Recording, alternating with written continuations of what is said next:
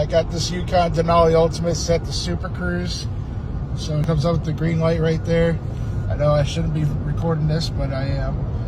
It's got the Super Cruise symbols in the dash right there. And also up in the heads-up display too. Some cruise buttons right here.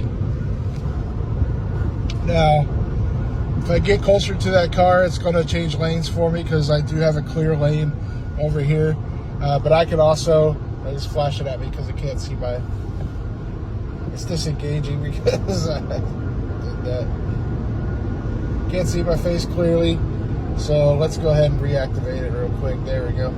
So it's reactivated. I want to go ahead and do the blinker, and it will change lanes for me by itself. So let's do the change lane, and here we go. I am not touching the steering wheel, and it's done it. I keep saying I can't see my face. So change lane complete. I can turn off the blinker there, but it will change lanes by itself.